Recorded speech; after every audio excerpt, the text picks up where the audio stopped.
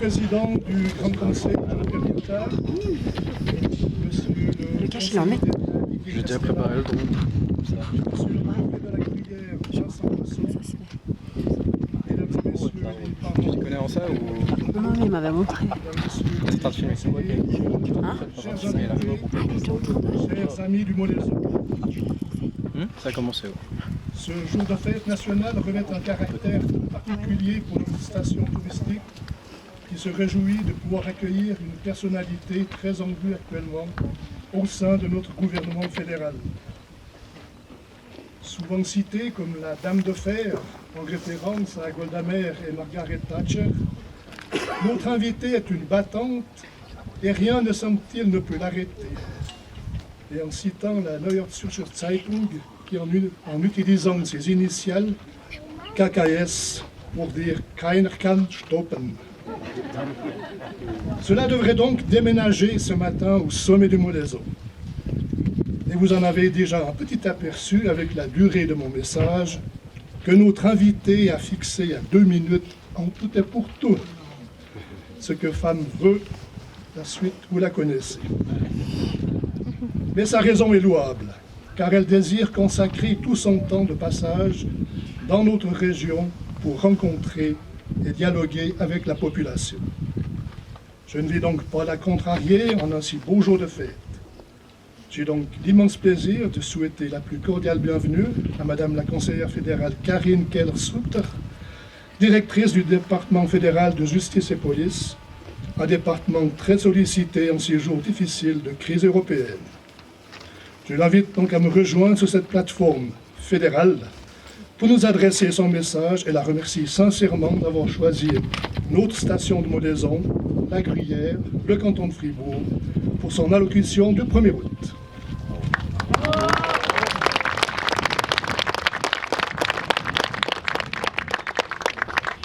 Merci beaucoup, monsieur, pour ces chaleureux mots de bienvenue.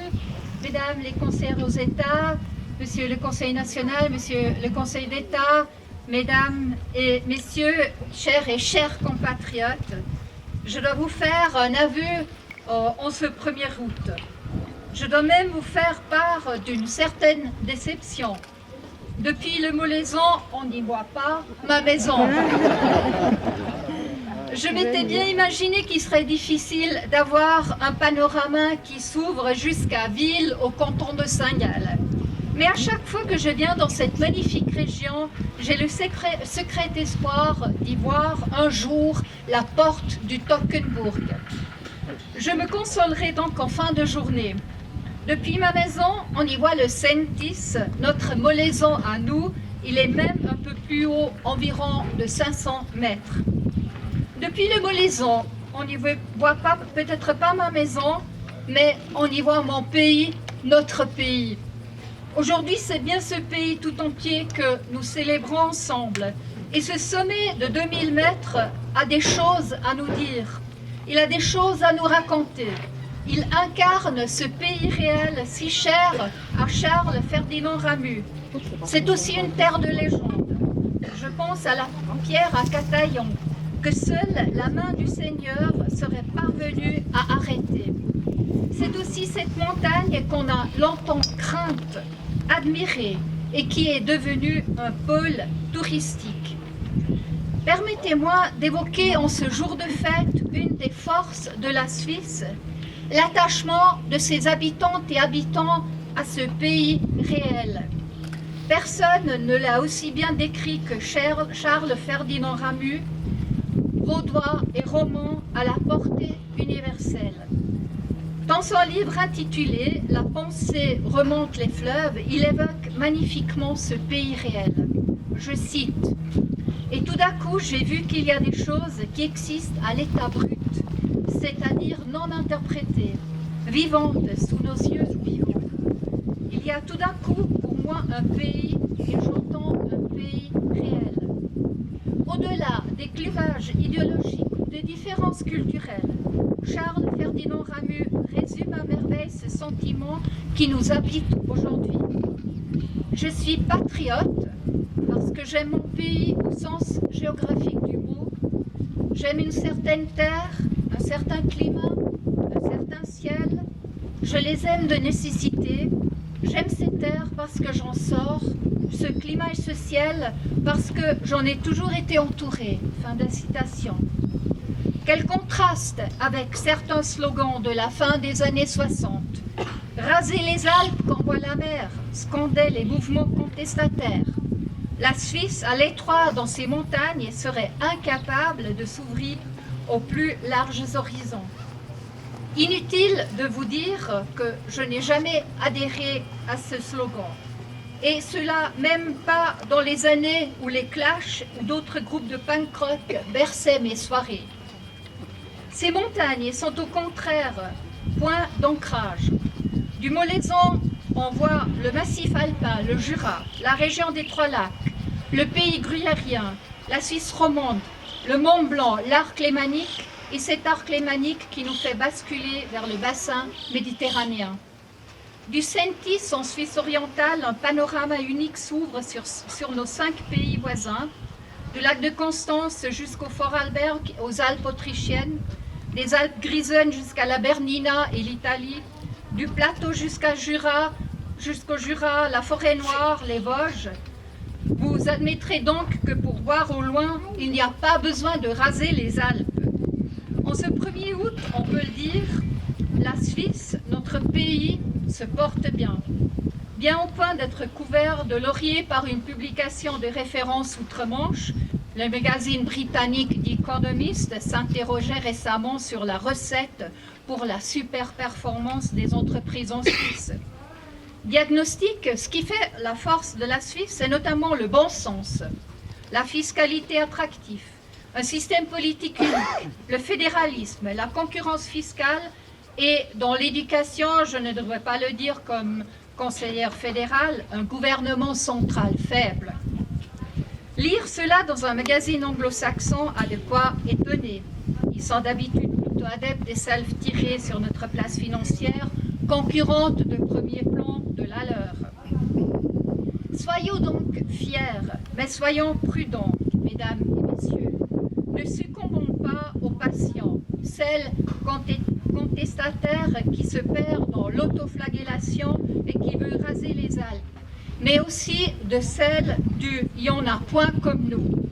Ces patients sont mauvaises conseillères.